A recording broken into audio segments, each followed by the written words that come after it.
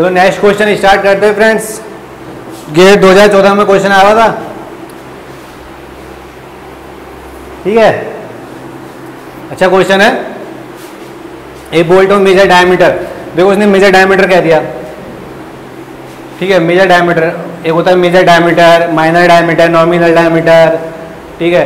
तो और क्या होता है, थ्रेड कौन सा, पिच डायमीटर, बहुत सारे डायमीटर होते हैं जो आपने पढ़ लगे होंगे। Major diameter 12 mm is used to clamp two steel plate. 2 steel plate हैं, ठीक है।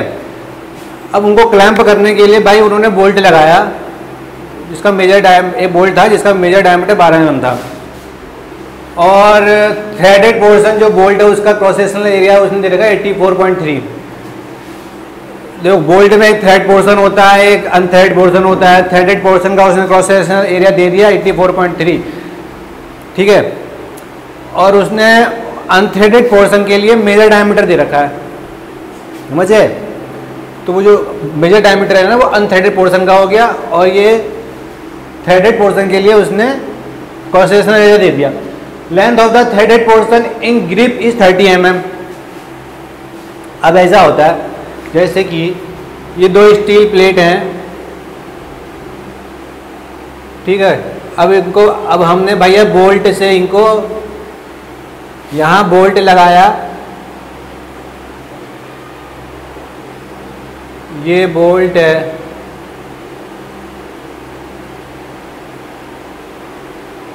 ठीक है। ये हेड हो गया इसका, नीचे टेल हो गया,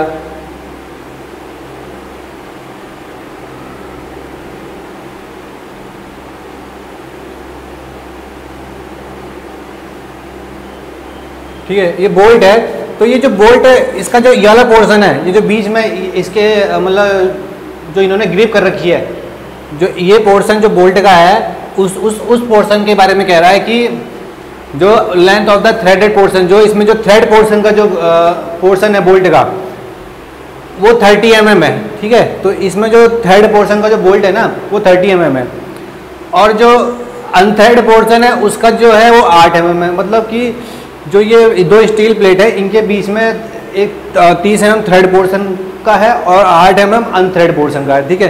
तो मतलब अगर ये कहोगे तो ये पूरा जो 30 mm हो गया, 38 mm, जिसमें 30 पोर्शन थ्रेड पोर्शन का है, 8 mm अनथ्रेड पोर्शन का है, ठीक है। Young's modulus E of the material जो 200 गीगापास्कल दे रखा है, और effective stiffness of the bolt in the clamped zone निकालना है, ठीक है। तो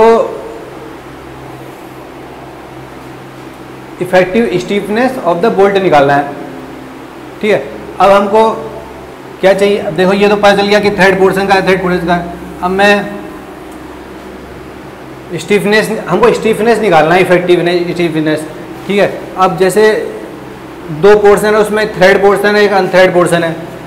तो मैं थ्रेड पोर्शन से कितना स्टीफनेस बोल्ट में आया, अनथ्रेड पोर्शन से कितना स्टीफनेस आया, फिर दोनों का रिजल्टेंट टोटल कितना स्टीफनेस बोल्ट में जनरेट हुआ, कितना स्टीफनेस उसमें बोल्ट में जनरेट हुआ। जो हमने, क्योंकि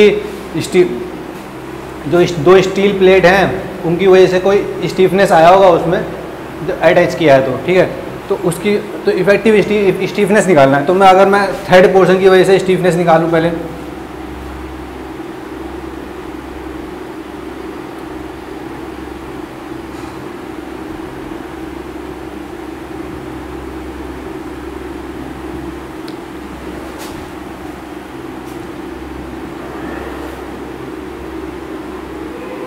due to thread portion stiffness, मैंने स्टीफनेस होता है PKT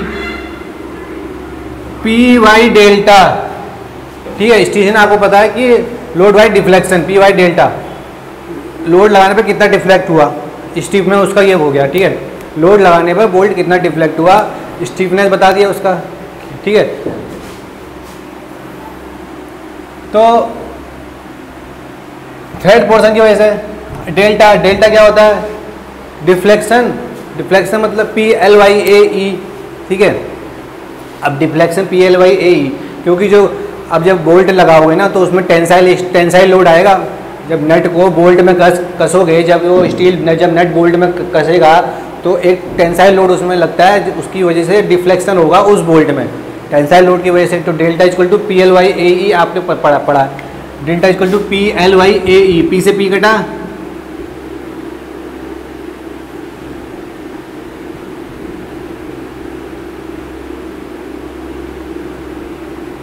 ठीक है, L P L Y A E, P से पी कट गया, A E Y L. Area threaded portion का कितना एरिया है, 84.3 mm square. E Young's modulus कितना है, 200 गीगापास्कल, ठीक है। लेंथ एल कितनी है, थ्रेडेड पोर्शन है उसका लेंथ कितना है, प्लेट में, प्लेट के अंदर कितना ग्रिप कर रखा है उसने। अब देखो जो ग्रिप करेगा मतलब उतना ही तो लोड, उतने ही लेंथ पे लोड लगेगा ना जितना वो उसके अंदर प्लेट जो दो स्टील की प्लेट है उसके अंदर ग्रिप है, क्योंकि वही टेंसाइल लोड लगाएंगे उतनी ग्रिप पे, ठीक है, समझ लो। अब जैसे कोई भी स्टील प्लेट है, अब वो जैसे उसका अब उस बोल्ट का कोई पोर्शन, उस बोल्ट का जितना पोर्शन उस ग्रिप के साथ, जो हमारा जो दूसरा जो मेटिंग सरफेस है उसके साथ वो अटैच होगा, तो उतने ही पोर्शन पे लोड लगेगा, उतने ही पोर्शन पे वो जो डिफ्लेक्ट होगा। मान लो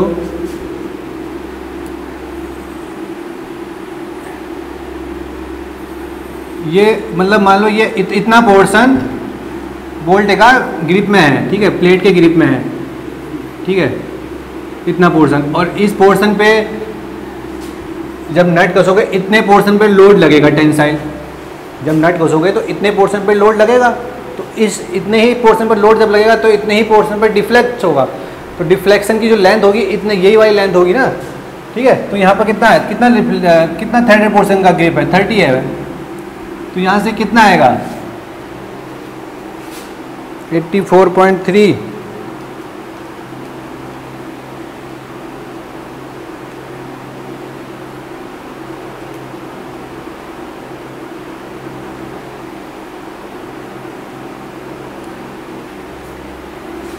.562 न्यूटन,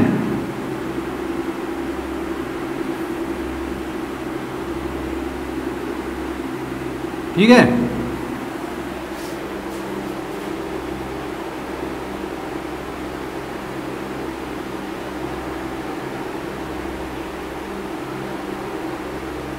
इतना आया।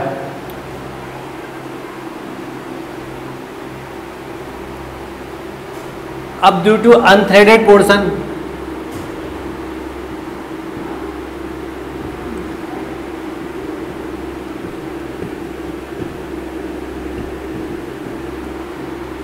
स्टीफनेस कितना होगा,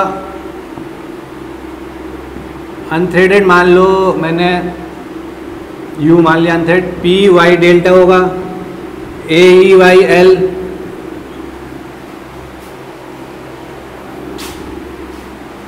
समझ रहे हो मेरी बात। ये स्टील प्लेट है,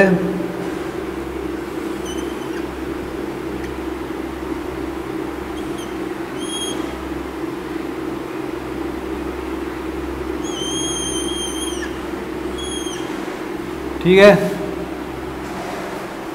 ये बोल्ट है,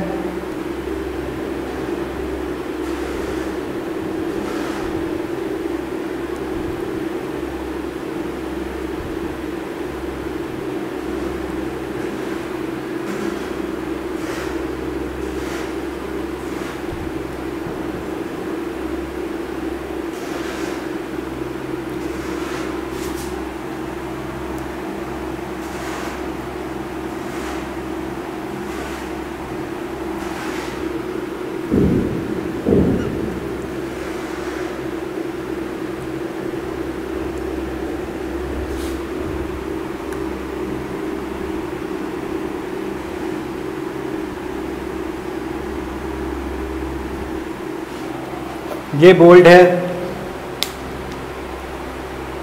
ठीक है।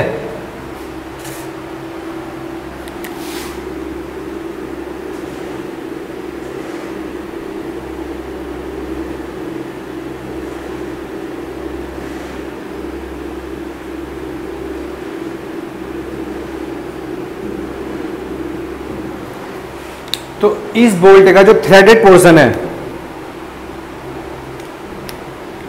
इस बोल्ट का जो थ्रेडेड पोर्शन है, ठीक है, मान लो जो इस बोल्ट का थ्रेडेड पोर्शन ये है,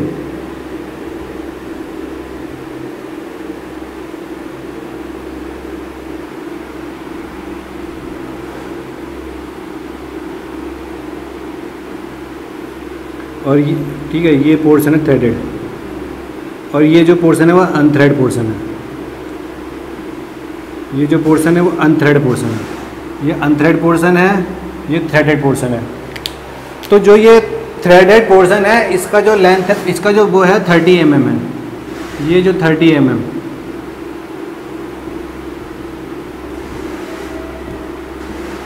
और जो ये अनथ्रेड पोर्शन है, ये जो है वो है 8 mm। ठीक है, अनथ्रेड पोर्शन 8, थ्रेडेड पोर्शन 30। जब यहाँ से बोल्ट कसेगा तो ये जो थ्रेडेड पोर्शन है, ये जो स्टील के संपर्क में है, ठीक है, तो इस थ्रेडेड पोर्शन पर ही, तो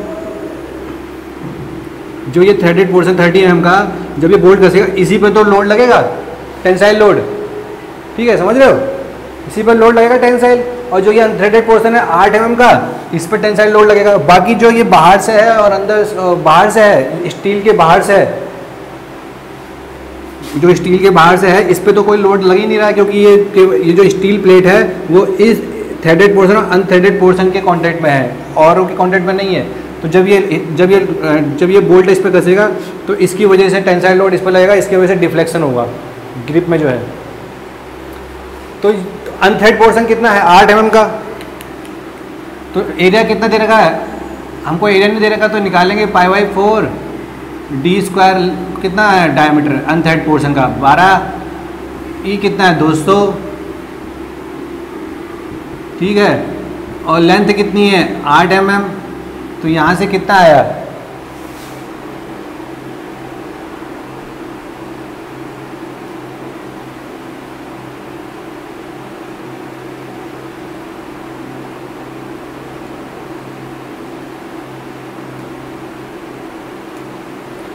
टू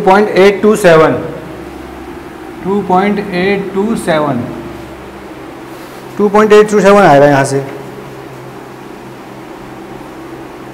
ठीक है,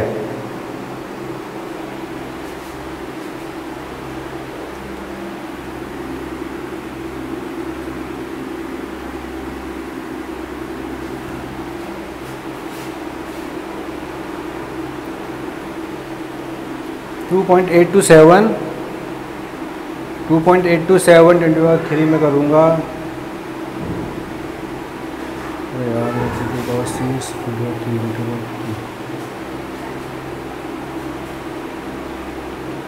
6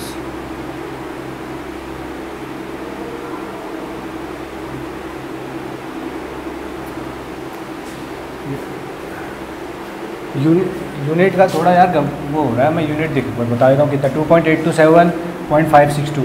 अब मैं यूनिट का देख लूँगा अभी। ठीक है, तो ये हो गया 2.827 और 5.562। अब जैसे चलो मैं यूनिट का देख लेता हूँ, मुझे यूनिट का वो लग रहा था। अब मैं जैसे यहाँ पर मैंने 200 गीगा पास्कल, मतलब 200 की 10⁻³ मेगा पास्कल, मेगा, और यहाँ मेगा छोड़ा, यहाँ पर एरिया mm², तो mm का हम कट गया, तो मेगा न्यूटन mm ये है। ठीक है, यूनिट मेरी ये आ गई। ठीक है, तो 2.827 मेगा न्यूटन mm, यूनिट का वो थोड़ा गड़बड़ा हो रहा था। अब स्टीफनेस अनथ्रेड पोर्शन की वजह से निकल गई, अनथ्रेड पोर्शन की वजह से निकल गई। ठीक है, अब हमें इफेक्टिव स्टीफनेस निकालनी है। ठीक है, इफेक्टिव स्टीफनेस टोटल जनरेट कितनी होगी। अब जैसे ये देखो, ये है और ये दोनों सीरीज में है, एक तरह का आप इसको स्प्रिंग मान लो, स्प्रिंग। ठीक है, स्प्रिंग है ये एक टाइप का, क्योंकि जब आप इसमें लोड लगाओगे तो ये कंप्रेस होगा, लोड लग रहा है इसमें, टेंसाइल लोड लग रहा है। ठीक है, तो स्प्रिंग टाइप का। अगर ढीला करोगे तो ये थोड़ा क्या कहते हैं, ढीला हो जाएगा, और थोड़ा लोड लगाओगे कंप्रेसर, तो एक स्प्रिंग टाइप का हो गया। स्प्रिंग टाइप का हो गया तो मतलब कि जैसे कि अगर ये देखो ये स्प्रिंग हो गया, यहाँ पर फिर एक और लोड लगा, ये स्प्रिंग हो गया, ऐसे करके ये स्प्रिंग हो गया। तो जो इसका स्टीफनेस कितना दे रखा है, कितना आया 0.562 आया, इसका स्टीफनेस कितना आया 2.827 आया। ठीक है, ठीक है, और यहाँ पर लोड लग रहा है, तो ठीक है, ये यहाँ पर फिक्स है। तो ये स्प्रिंग टाइप का हो गया, और स्प्रिंग और सीरीज में हो गया। तो सीरीज वाली कंडीशन लगेगी। स्प्रिंग अगर सब सीरीज में होते हैं तो इफेक्टिव स्टीफनेस कैसे निकालते हैं, ठीक है, तो कैसे निकालते हैं इफेक्टिव स्टीफनेस की बात मैं के की बात करूँ, सीरीज में जब होते हैं तो सीरीज में ऐसे 1/ke divided by 1.562 plus 1 divided by 2.827। ठीक है, तो इफेक्टिव स्टीफनेस कितना निकलेगा,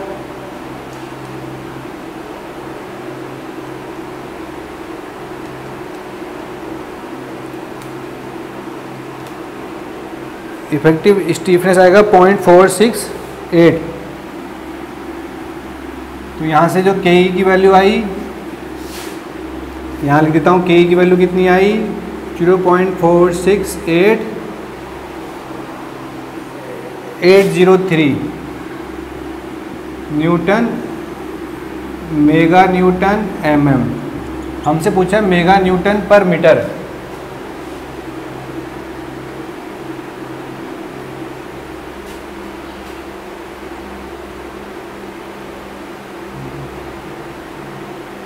मेगा न्यूटन पर मीटर नहीं होगा वो, हमसे पूछा होगा मेगा न्यूटन पर मीटर।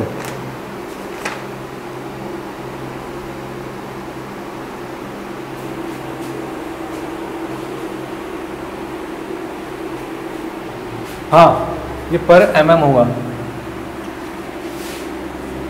क्योंकि ई कितना है, इसकी यूनिट कितनी होती है न्यूटन पर mm स्क्वायर। ये mm स्क्वायर से mm स्क्वायर का लेंथ का mm बचा, तो मेगा न्यूटन पर mm, मेगा न्यूटन पर mm, मेगा न्यूटन पर mm, तो मेगा न्यूटन पर मीटर। तो मेगा न्यूटन पर मीटर में हमसे पूछा है, ठीक है, तो ये m कितना 10⁻³ हो जाएगा, ऊपर को कितना गया तो 468.803 मेगा न्यूटन पर मीटर। ये हो गया इफेक्टिव स्टीफनेस।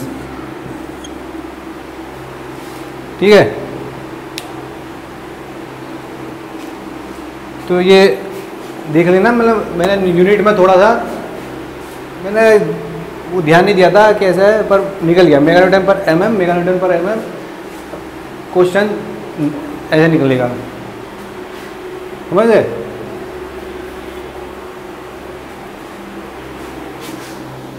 ठीक है, नेक्स्ट क्वेश्चन स्टार्ट करते हैं। गेट 2017 में ये क्वेश्चन आया हुआ था। ठीक है, अब देखो इस वाले क्वेश्चन में भी सीजी आपको देखते ही पता चलेगा। कहीं भी क्वेश्चन में, ज़्यादातर क्वेश्चन में, हर क्वेश्चन में आपको जो सेंटर ऑफ ग्रेविटी है जहाँ, ठीक है, वो आपको क्वेश्चन ग्राफ क्या कहते हैं, जो डायग्राम है उसको देख के पता चल जाएगा। ठीक है, निकालने की जरूरत नहीं पड़ेगी, क्योंकि बहुत ज़्यादा टाइम लगता है। अब गेट में भाई इतना टाइम तो मिलता ही नहीं किसी को कि वो बैठ के सीजी निकाले फिर क्वेश्चन करे, बहुत वैसे ही लंबा क्वेश्चन है।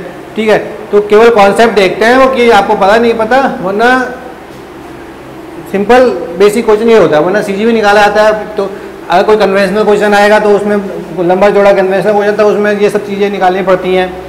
अब इसमें ये स्टील प्लेट है connected to a fixed channel. ठीक है, ये स्टील प्लेट है और ये कोई चैनल है, उससे फिक्स्ड है, वो उससे कनेक्ट किया गया है 3 identical bolt ABC 3 identical bolt है, सेम बोल्ट है, सेम क्रॉस सेक्शनल एरिया है, सेम मटेरियल है।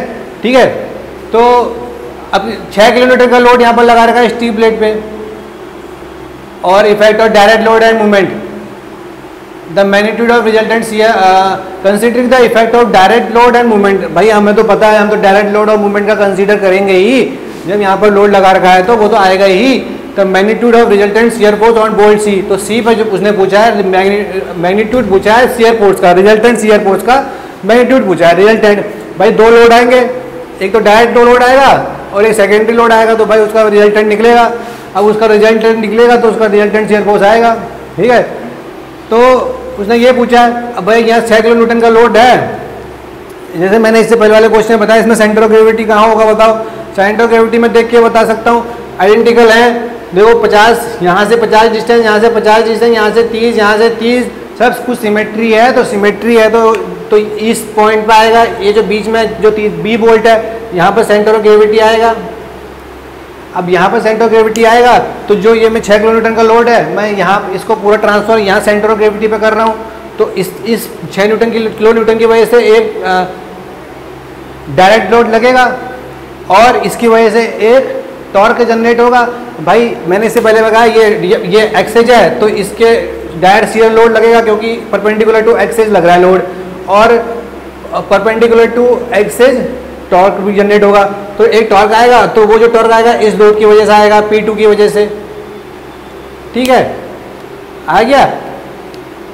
अब यहाँ से और यहाँ से इसेंट्रिसिटी कितनी है, ये टॉर्क कितने डिस्टेंस पर है, ये 6 किलोन्यूटन इस सीजी से कितना है, 170 और 30, 200, 200 और 250, 250 mm।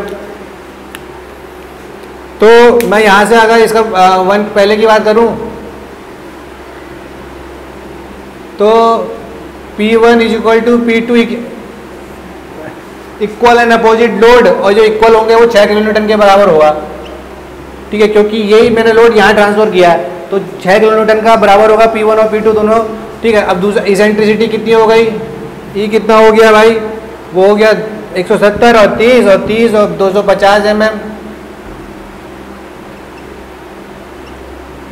ठीक है, अब 250 mm हो गया। अब भाई हम इसेंट्रिसिटी, तो सबसे पहले हम क्या करेंगे, इफेक्ट ऑफ P1 देखेंगे। P1 की जो डायरेक्ट लोड हमने P1 लगाया है उसकी वजह से क्या इफेक्ट आएगा इस सेक्शन पर।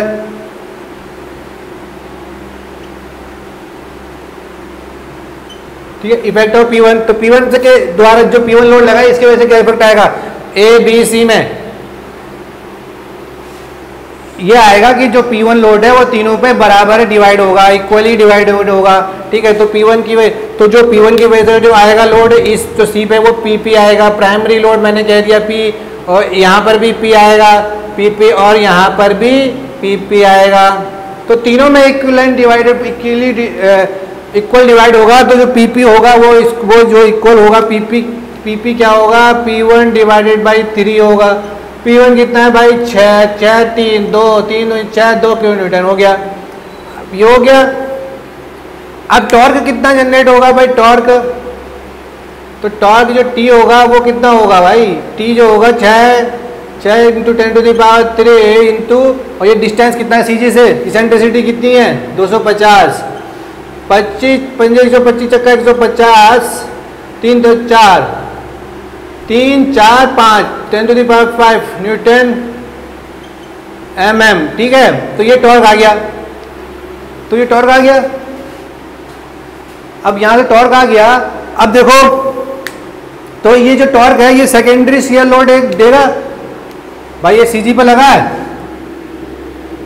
तो ये मतलब ये मान ये क्लॉकवाइज डायरेक्शन में है, क्लॉकवाइज। ठीक है, तो इस बोल्ट पे भी क्लॉकवाइज डायरेक्शन में टॉर्क जनरेट होगा इस CG से। तो यहाँ पर क्लॉकवाइज कैसे आएगा, ऐसे, तो ये सेकेंडरी लोड हो गया C पर। ठीक है, और इस पे सेकेंडरी शियर लोड कौन सा है, ये PSA सेकेंडरी। भाई इस पे भी सेकेंडरी लोड लगेगा, पर भाई CG तो यही है, जो रेडियस होगी इस बोल्ट की सेंटर ऑफ ग्रेविटी से रेडियस कितनी है, 0, तो 0 काउंट हो गया। तो इसके जो वाला जो बोल्ट है इसके द्वारा कोई टॉर्क क्रिएट नहीं किया जाएगा, केवल A और C के द्वारा ही किया जाएगा टॉर्क क्रिएट। और जो ये दोनों के द्वारा A और C के द्वारा जो टॉर्क जनरेट होगा वो रजिस्ट करेगा इस टॉर्क को, तभी तो भाई वो रुकेगा वहाँ पर। जो ये सेक्शन है, जो चैनल है और ये जो स्टील प्लेट है, तभी तो इसको रजिस्ट करेगा, तभी तो वो दोनों अटैच होंगे, वरना अगर ये ज़्यादा हो जाएगा तो ये तो घूम जाएगा, टूट जाएगा। तो इसको ये जो दोनों बोल्ट हैं इसको रजिस्ट करेंगे इसके द्वारा जो टॉर्क दिया हुआ है। तो इक्विलिब्रियम इक्वेशन लगेगी, इक्विलिब्रियम इक्वेशन जो लगेगी वो क्या होगी, अब भाई उससे पहले अब जो ये रेडियस है यहाँ सेंटर ऑफ ग्रेविटी से कितनी रेडियस है, 50, मान लो कितनी हो गई, RAB, A बोल्ट से B बोल्ट तक, और ये कितनी रेडियस है, ये भी 50, RAB इक्वल टू RBC कितनी है, 50 mm। भाई रेडियस सेम है, सिमेट्री है, तो ये जो सेकेंडरी लोड PS है, PSC इक्वल हो गया ना, PSA और PSC सेकेंडरी लोड ये भी इक्वल होंगे। क्योंकि सिमेट्री है, बोल्ट आइडेंटिकल है, सिमेट और रेडियस और सेंटर ऑफ ग्रेविटी से जो रेडियस है उस बोल्ट की वो भी सिमेट्री है, तो जो सेकेंडरी शियर लोड होंगे वो भी इक्वल होंगे। इससे पहले वाले क्वेश्चन में मैंने इसी टाइप के क्वेश्चन है, सब में ऐसे हुआ है, ठीक है। तो अब टॉर्क इक्विलिब्रियम इक्वेशन लगाते हैं, तो वो क्या होगी, P S A multiplied by R A B plus P S C multiplied by R B C, ठीक है, ये 0 हो गया। अब ये तो टॉर्क ये टी आया है, कितना टोटल आया है, ये इक्वल हो गया 15 × 10⁵ भाई पी एस और पी एस सी इक्वल है, R A B R B C equal है। हमको निकालना क्या है, सेकंड हमको निकालना है मैग्नीट्यूड और resultant shear for P S C हम करेंगे, तो 2 P S C multiply R B C, तो 15 × 10⁵ हो गया। तो यहाँ से जो पी एस सी निकल के आएगा, कितना निकल आएगा, ये 50 है, 50 दूनी 100, 100 100 ये कटा, पी एस सी कितना आया, ठीक है, 15 × 10⁻³ न्यूटन, कितना आ गया, मतलब 15 किलो न्यूटन, 15 किलो न्यूटन आ गया, 15 किलो न्यूटन यहाँ आ गया पी एस सी और सेकेंडरी लोड, और ये प्राइमरी लोड 2 किलो न्यूटन। अब देखो दोनों लोड एक ही डायरेक्शन में लगे हुए हैं, पीपी भी एक ही डायरेक्शन में लगा, पीएससी भी एक ही डायरेक्शन में लगा हुआ है, तो थीटा कितना हो गया, 0, थीटा इक्वल टू 0। अगर रिजल्टेंट निकालूंगा